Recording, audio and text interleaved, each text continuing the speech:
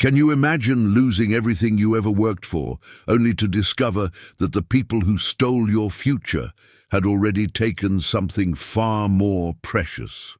This is the true story of Morgan Vance, a man who went to a storage unit auction in Nebraska with nothing but $100 bill and a prayer, and walked out holding evidence of a crime so monstrous it would bring down the most powerful men in the state. This happened in the dying industrial town of Ashford, Nebraska, in the summer of 2009, and what Morgan found in Unit 712 would change everything. Before we continue, make sure to subscribe to the channel and hit the like button, because the ending of this story will surprise you in ways you never imagined. And tell me in the comments which city you are watching this from. Morgan Vance had the look of a man who'd been beaten by the wind. At 54 years old, his hands were still strong from decades of ranch work, but his eyes carried the hollow exhaustion of someone who'd watched his entire world get auctioned off piece by piece. The drought had come first, turning his pastures to dust. Then came the bank, cold and methodical, foreclosing on the land his grandfather had broken with a plow in 1923. By the summer of 2009, Morgan had nothing left but a rusted pickup truck and exactly $100 in cash, folded carefully in his shirt pocket. He'd driven into Ashford that scorching July morning for one last, desperate gamble. The Blackwood storage facility was holding an auction for delinquent units, and Morgan figured he might find some ranch equipment he could flip for enough money to buy a bus ticket to Wyoming, where his cousin had offered him work mucking out horse stalls. It wasn't much of a plan, but it was all he had. The Blackwood facility sat on the eastern edge of Ashford, a maze of corrugated metal and chain-link fence that seemed to go on forever. The town itself had been dying for years, ever since the chemical plant started laying folks off in the 90s. Main Street was half boarded up, and the folks who remained had that same hollow look Morgan saw in his own mirror each morning. The auctioneer was a thick-necked man named Dobbs, who ran through the units like he was trying to catch a train. Morgan watched as speculators bid on lockers full of junk and old furniture, hoping to find something valuable buried beneath the debris. He kept his hand in his pocket, fingers touching that $100 bill, waiting for the right moment. Unit 712 came up just before noon. It was tucked away in the back corner of the facility, where the sun never quite reached the metal doors. Dobbs seemed almost reluctant to open it, fumbling with the bolt cutters longer than necessary. When the door finally rolled up, Morgan felt something shift in the air. The unit was nothing like the others. While most storage spaces reeked of mildew and decay, this one smelled clean, almost medicinal, like old paper and something else Morgan couldn't quite place. Instead of the expected jumble of boxes and broken furniture, he saw military-grade filing cabinets arranged in perfect rows, and a small wooden desk positioned beneath a battery-powered LED lamp. The auctioneer seemed surprised too. "Well now, this is unusual," Dobbs muttered, peering inside. "Looks like somebody's office in here." Nobody else seemed interested.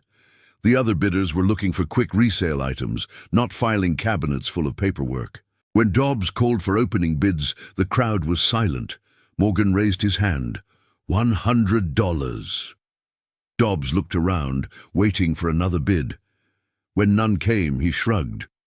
"Sold to the gentleman in the back for $100. Pay up front, and you got 48 hours to clear it out." Just like that, Morgan had spent his last cent on a storage unit full of file cabinets. As he handed over the crisp bill, he wondered if he'd finally lost his mind along with everything else. It wasn't until he stepped inside the unit that evening, after the other bidders had cleared out, that Morgan saw the nameplate on the desk. It was small, brass, tarnished with age but still readable in the LED lamplight. Juliana Reed. Morgan's knees nearly buckled. He grabbed the edge of the desk to steady himself, his heart hammering in his chest. Juliana Reed had been his younger sister. She'd been dead for 15 years. The memories came flooding back, sharp and painful as broken glass. Juliana had been a journalist, one of those relentless investigators who wouldn't let a story go once she'd sunk her teeth into it. She'd worked for the Omaha Herald, covering environmental issues and corporate malfeasance. In the fall of 1994, she'd been investigating something in Ashford, something to do with the chemical plants that dominated the town's economy. Then came the phone call Morgan would never forget. Sheriff Garrett Stone's voice, gruff and oddly formal, telling him that Juliana's car had gone off County Road 17 during a rainstorm. They'd found her Honda at the bottom of a ravine, crushed beyond recognition. The sheriff said she must have been driving too fast, lost control on the wet pavement. These things happened on those old country roads. Morgan had buried his sister in the family plot outside of Lincoln. He'd accepted the official story because what choice did he have? Juliana had always driven too fast, always pushed too hard. It was tragic, but it made sense. Or so he'd thought for 15 years. Now he stood in a storage unit that bore his dead sister's name, surrounded by filing cabinets that looked like they belonged in a government archive. Morgan's hands shook as he pulled open the first drawer. Inside were hundreds of documents, each one filed with meticulous care. There were photographs of industrial facilities, chemical formulas he couldn't understand, medical records with personal information redacted, and newspaper clippings about cancer clusters in rural Nebraska towns. Everything was organized by date and cross-referenced with handwritten notes in Juliana's distinctive, looping handwriting. Morgan pulled out a folder labeled Vein Chemicals, Water Contamination Evidence. Inside were laboratory reports showing dangerous levels of trichloroethylene and benzene in groundwater samples taken from wells all over Ashford County. The dates went back to 1992, 2 years before Juliana died. His sister hadn't been chasing a story. She'd been building a case. Morgan spent the next 3 hours going through the files, his horror growing with each new revelation. Juliana had documented everything: the illegal dumping of chemical waste, the falsified environmental reports, the medical records showing an epidemic of rare cancers among Ashford residents. She'd compiled testimony from former Vein Chemicals employees who'd witnessed the contamination firsthand but were too afraid to go public. And she'd connected it all to one man, Silas Vein, the wealthiest industrialist in Nebraska, owner of Vein Chemicals and half a dozen other manufacturing plants across the Midwest. But the most devastating discovery was in the bottom drawer of the last filing cabinet. Morgan found a small, fireproof safe locked with a 4-digit combination. He stared at it for a long moment, his mind racing. Then he tried Juliana's birth year, 1960. The safe clicked open. Inside were 6 digital voice recorders, each one labeled with a date. The most recent was marked October 15th, 1994, 3 days before Juliana died. Morgan's hands trembled as he picked up that final recorder and pressed play. His sister's voice filled the small space, so clear and alive it felt like she was standing right beside him. "This is my insurance policy," Juliana's voice said. "If you're listening to this, it means something happened to me. It means they got to me before I could publish the story. But the evidence is here, everything you need to bring down Vein Chemicals and everyone who helped them poison an entire county." Morgan closed his eyes, tears streaming down his weathered face. His sister hadn't died in an accident. She'd been murdered. The recording continued, Juliana's voice steady and professional, despite the fear Morgan could hear beneath her words. She detailed her investigation, naming names and describing meetings with sources inside Vein Chemicals. She'd discovered that the company had been dumping toxic waste directly into the aquifer that supplied drinking water to half the county. They'd known about the contamination for years, but had paid off state inspectors and buried the evidence. The cancer rates in Ashford County were 3 times the national average. Children were being born with birth defects. People were dying, and Silas Vane was making millions. But the worst revelation came at the end of the recording. Juliana had discovered that Sheriff Garrett Stone, the man who'd called Morgan to tell him about his sister's accident, had been on Vane's payroll for years. Stone had intimidated witnesses, buried reports, and made problems disappear. Juliana had documentary proof, cancelled checks, recorded phone conversations, testimony from people Stone had threatened. "I have a meeting tomorrow night with my source inside the company," Juliana's voice said. "He's ready to go on the record, willing to testify. His name is Thomas Cardwell, and he was Vane's head of environmental compliance until his conscience caught up with him. Tom's been keeping his own records, and together we have enough evidence to put Vane and Stone away for decades." The recording ended with a click. Morgan sat in the dark storage unit, his mind reeling. Thomas Cardwell. That name meant something. Morgan pulled out his phone and searched the name, his heart sinking as the results loaded. Thomas Cardwell had been reported missing in October 1994, around the same time Juliana died. He'd never been found. The official report said he'd probably run off to avoid debts, but there'd never been any real investigation. Two people who could destroy Silas Vane, both dead or missing within days of each other. It wasn't a coincidence. Morgan was so lost in thought he didn't hear the footsteps behind him until a woman's voice made him jump. "You must be Morgan." He spun around to find a woman standing in the doorway of the unit. She was maybe 50 years old, with steel-grey hair pulled back in a practical ponytail and eyes that held a lifetime of worry. She wore the burgundy uniform of a Blackwoods storage employee. "Who are you?" Morgan demanded, his heart racing. The woman stepped inside, glancing nervously over her shoulder. "My name is Estela Moreno. I was your sister's best friend." She closed the rolling door behind her, sealing them both inside. "I've been waiting 15 years for someone to find this unit." Morgan stared at her. "You've been paying the storage fees all this time?" Estela nodded. "Juliana gave me a key and instructions. If anything happened to her, I was supposed to protect this evidence until someone righteous came looking for it. She said it would be you or nobody." Her eyes filled with tears. "I'm sorry it took so long. I tried to keep it off the auction list, but the new owners changed the computer system last month. I couldn't stop it without drawing attention." "Why didn't you go to the police?" Morgan asked, though he already knew the answer. "Because the police answer to Sheriff Stone, and Stone answers to Silas Vane." Estela's voice was bitter. "Juliana taught me that much. This town belongs to Vane. He owns the mayor, the county commissioners, half the state legislature. You don't fight men like that without proof, and you don't trust anyone until you know which side they're on." Morgan looked around at the filing cabinets, understanding dawning on him. Juliana planned this. She knew they might kill her, so she created a backup. "She was the smartest person I ever knew," Estela said softly. "And the bravest.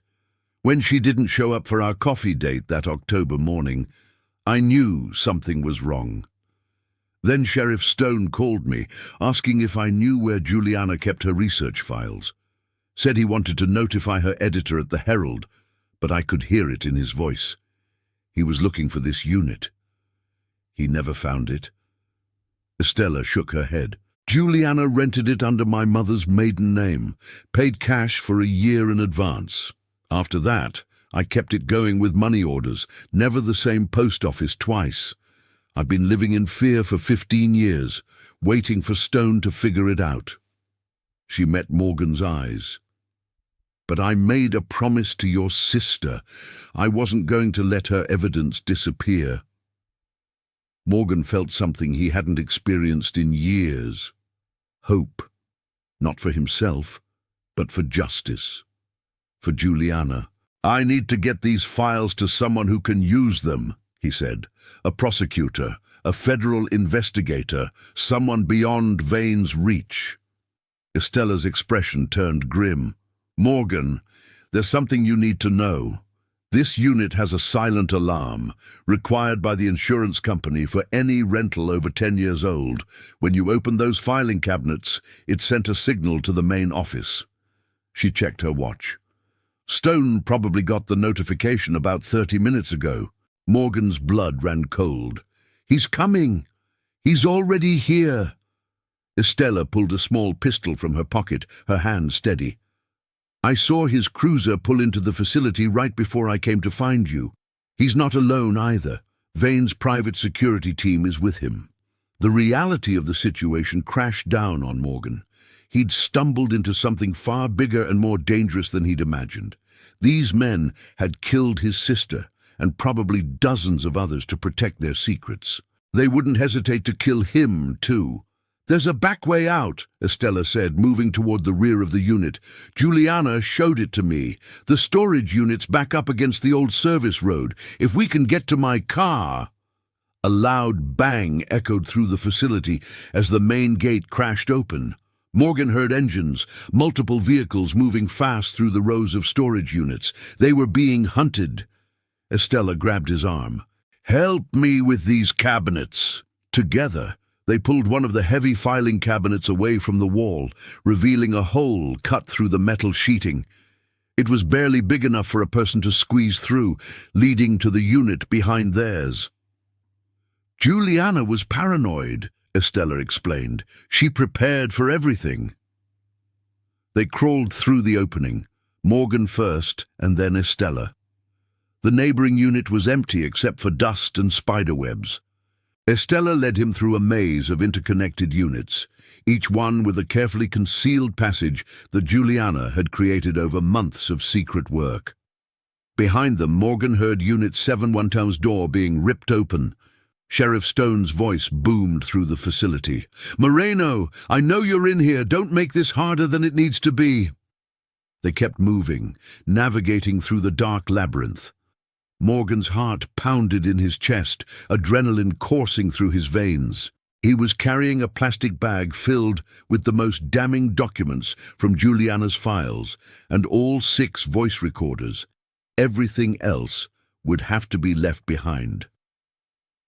Estella stopped at a unit near the facility's western edge. Through a crack in the metal, Morgan could see her car parked on the service road, maybe 50 yards away, across an open stretch of gravel. "That's our exit," she whispered. "But it's exposed. We'll have to run for it."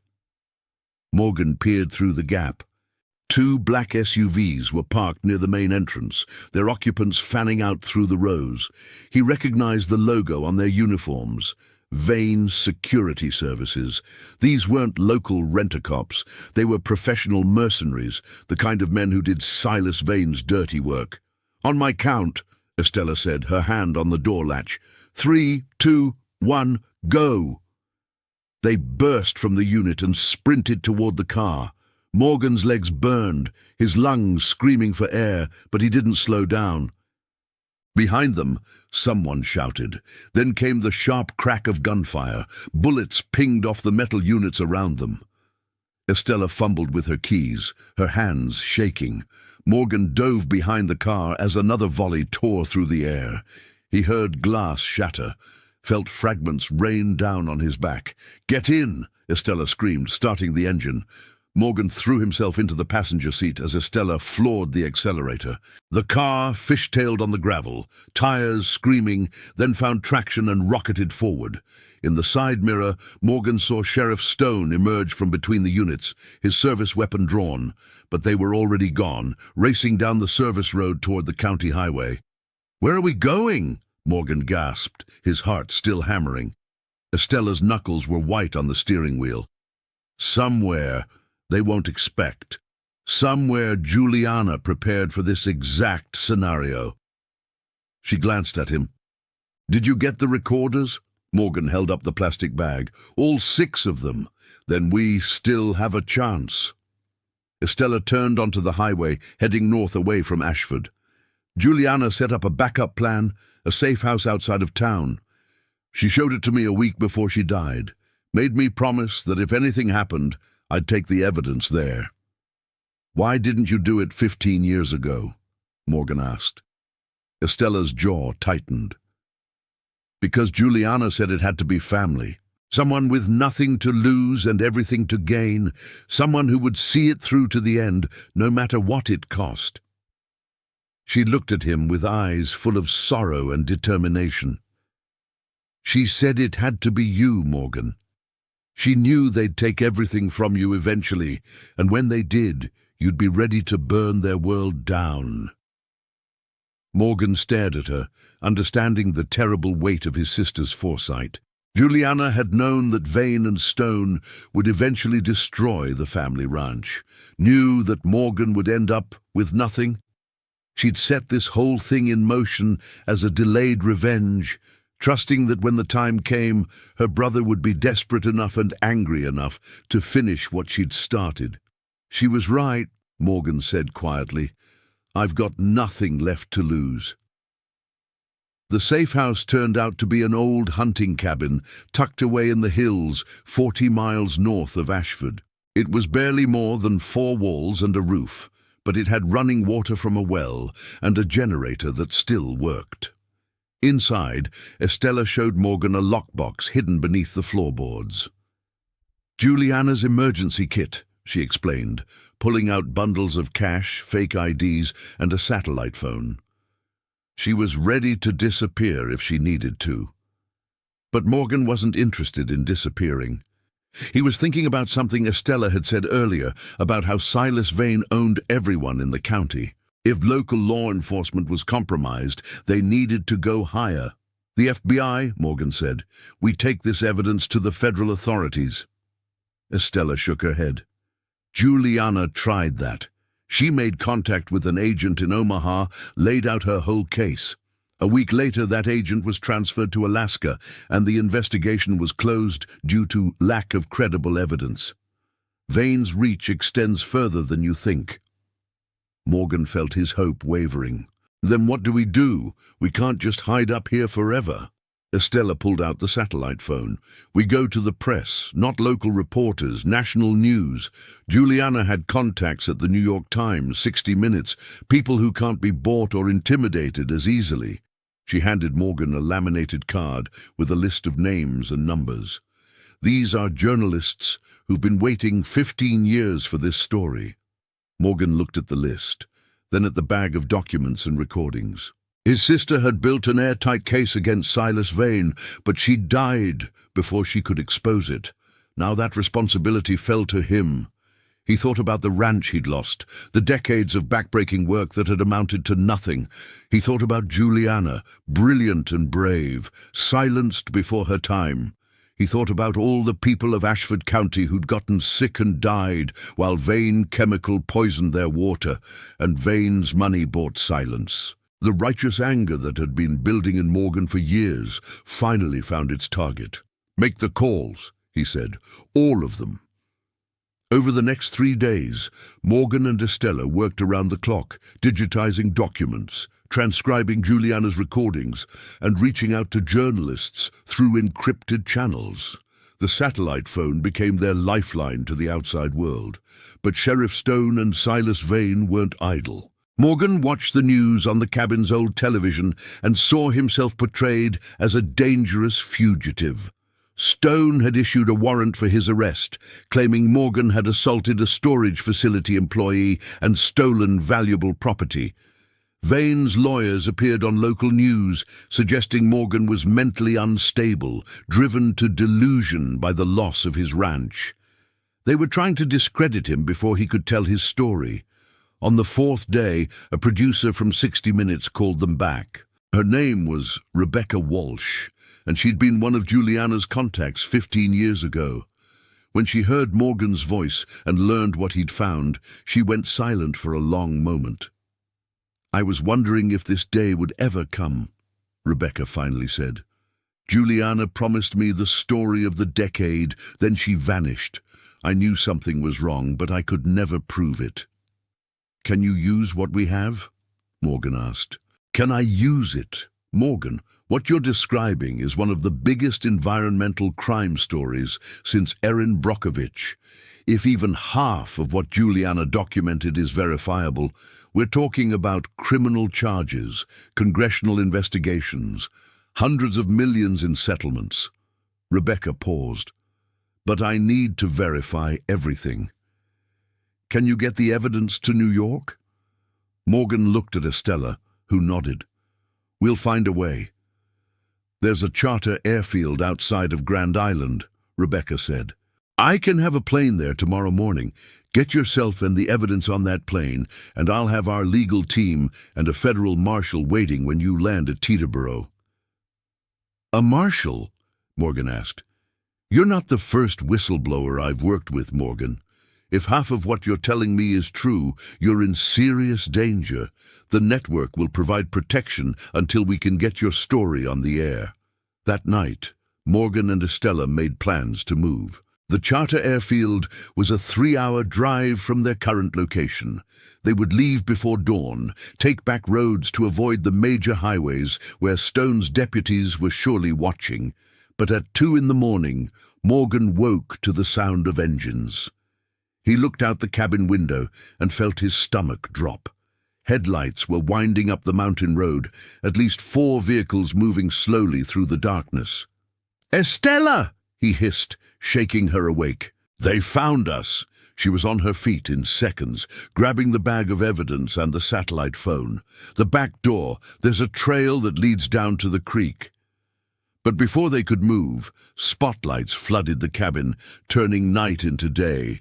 A voice boomed through a megaphone, amplified and authoritative. "Morgan Vance, this is Sheriff Garrett Stone. You're surrounded. Come out with your hands up." Morgan and Estella froze, looking at each other. The cabin was a trap now, with no way out except through the front door. "We can't run," Estella whispered. "They'll shoot us the moment we step outside."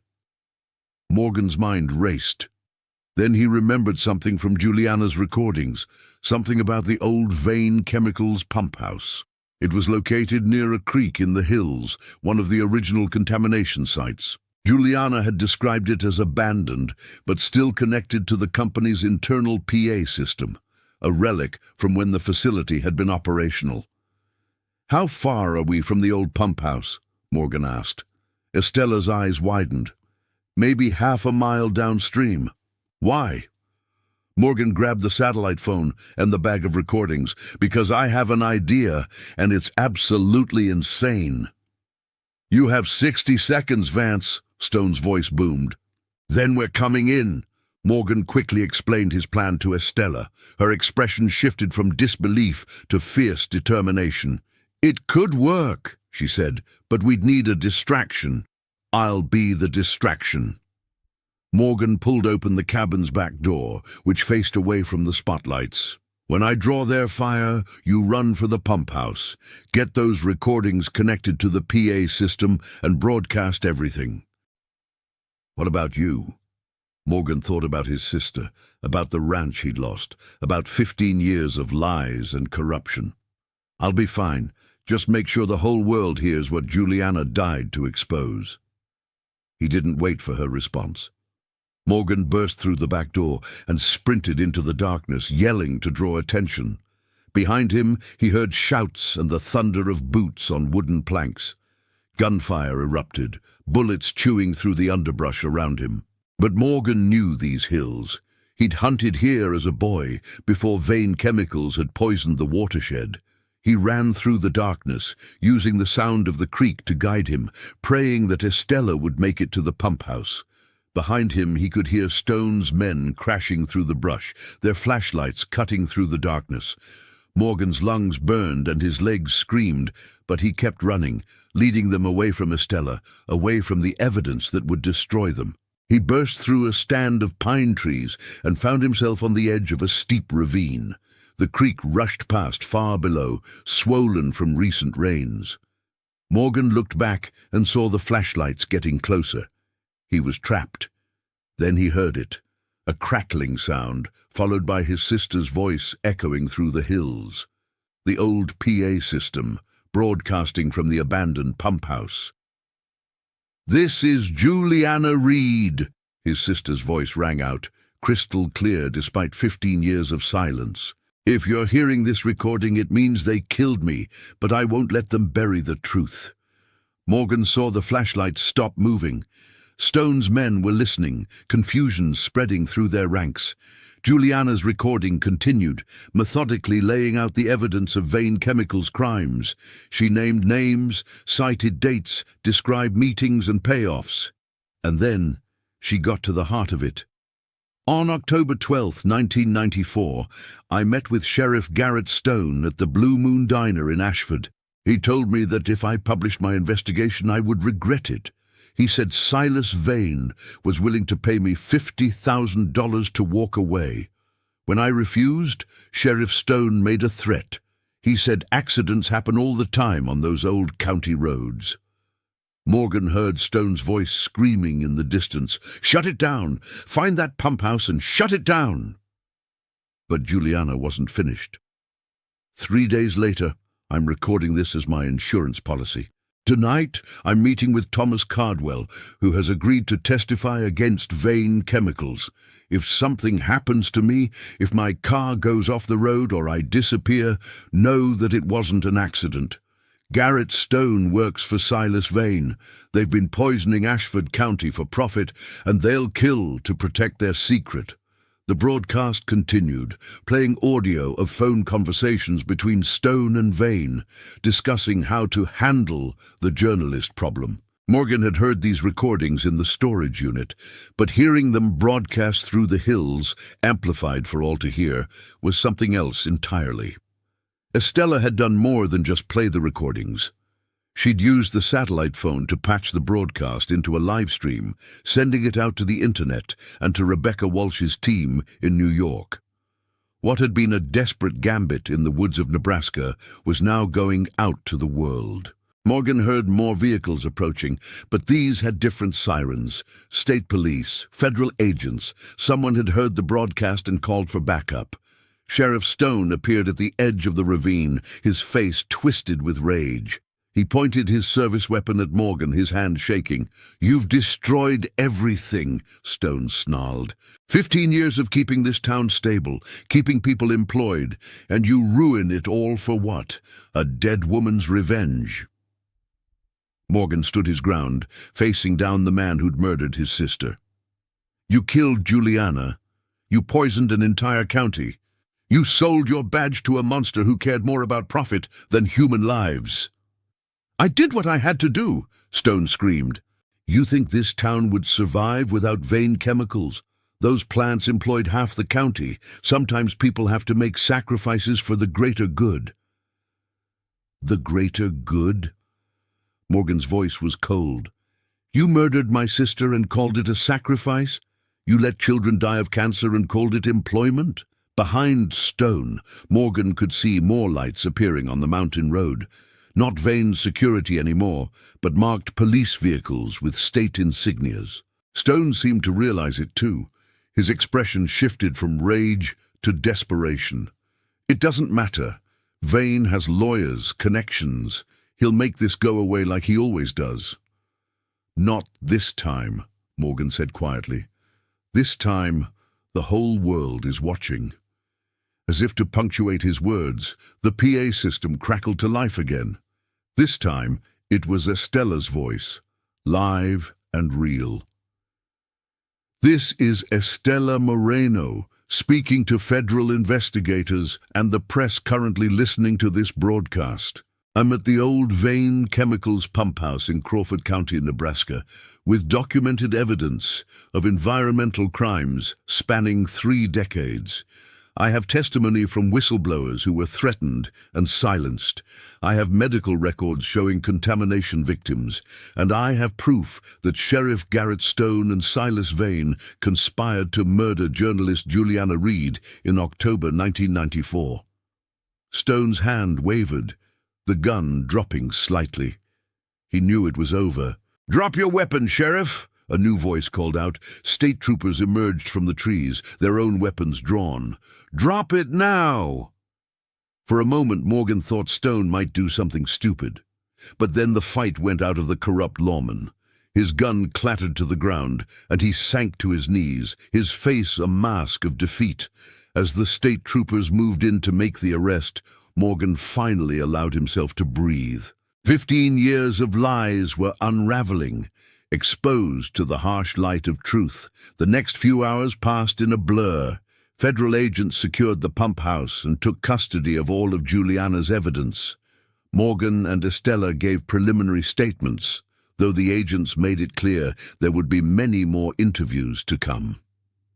Rebecca Walsh's team arrived before dawn, cameras rolling to document everything. The story was already breaking on news networks across the country. A massive environmental cover-up, a murdered journalist, corruption reaching the highest levels of Nebraska politics. By sunrise, Silas Vane had been taken into federal custody at his estate. His lawyers tried to block the arrest, but with the evidence being broadcast live and the story going viral on social media, there was nowhere to hide.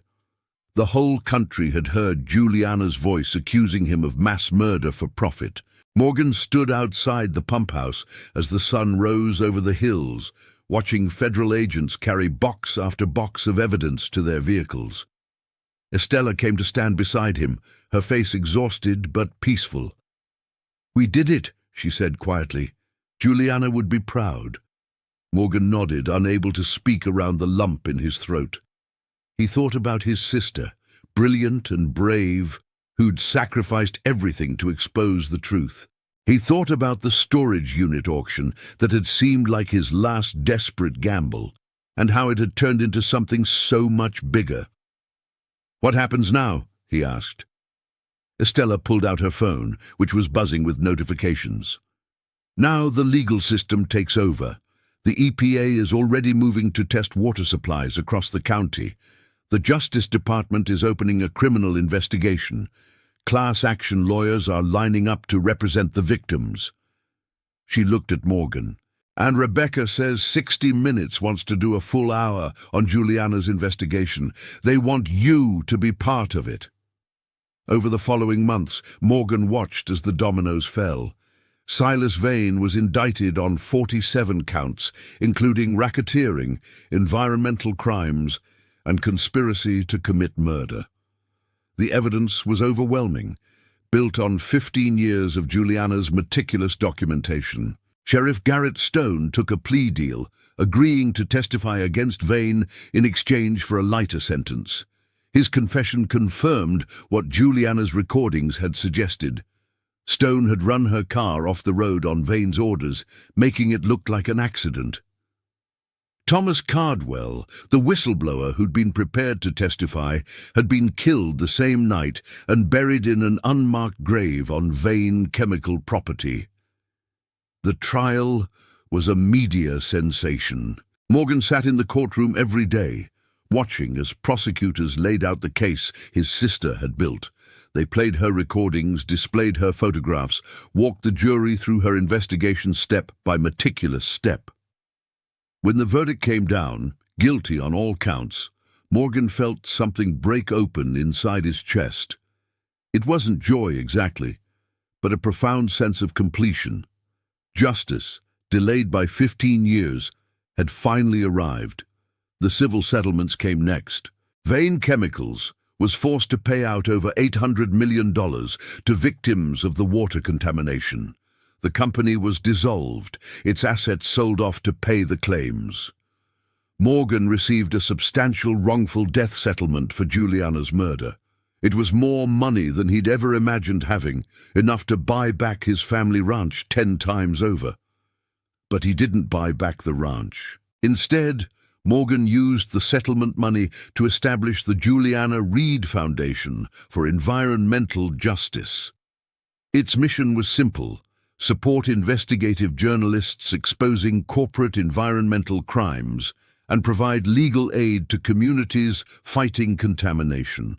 He hired Estella as the foundation's executive director. She'd risked everything to protect Juliana's evidence for 15 years, and Morgan couldn't think of anyone better to carry on his sister's legacy. The foundation's headquarters was built in Ashford. in the space where Vane Chemicals' main plant had once stood. The building was powered by solar panels and surrounded by gardens planted on remediated soil, a symbol of renewal rising from contamination. On the first anniversary of Vane's conviction, Morgan stood at Juliana's grave in the family cemetery. He'd had a new headstone made, replacing the simple marker from 1994. This one read, Juliana Reed, 1960-1994. Journalist, truth-teller, hero. Her voice could not be silenced. Morgan laid flowers on the grave, wild flowers from the hills where he'd made his desperate stand against Stone and Vane's men. The hills were healing now, the watershed slowly recovering from decades of contamination. "I kept my promise, Jules," Morgan said quietly to the headstone. "I finished what you started, and I made sure the world knew what you sacrificed." A breeze stirred the flowers, and for a moment Morgan could almost hear his sister's voice, thanking him for not giving up. He wasn't the broken man who'd gone to that storage unit auction anymore. The drought and the banks had taken his ranch, stripped him down to nothing but $100 bill and a desperate hope. But in losing everything, he'd found something more valuable: purpose, justice, and the chance to honor a sister who died fighting for the truth. Morgan turned from the grave and walked back to his truck. There was work to do. The Foundation had just taken on a new case, supporting journalists investigating water contamination in Michigan. There were more Silas Vanes out there, more corrupt officials willing to poison communities for profit. But now there was also the Juliana Reed Foundation, carrying on the work of a woman who'd refused to be silenced even in death. As Morgan drove away from the cemetery, he thought about that storage unit auction, about how a $100 bid had uncovered 15 years of buried truth. He thought about divine justice, about how sometimes the worst losses in life prepare us for the most important battles. The moral was clear: evil may triumph for a time, may bury the truth and silence the righteous. But truth has a way of surviving, waiting in locked filing cabinets and dusty storage units, preserved by the faithful until the right person comes along to bring it back into the light. And when that moment comes, when justice is finally served, not even the most powerful men can escape the consequences of their crimes. So tell me, if you'd found that storage unit full of evidence about your sister's murder, would you have risked everything to expose the truth? Or would fear have convinced you to walk away? If you found this story meaningful, subscribe to the channel and turn on notifications so you never miss another tale of justice and redemption. And click on the next video I'm recommending, where you'll hear about a widow who discovered her late husband's hidden fortune and used it to destroy the bank that tried to steal her home.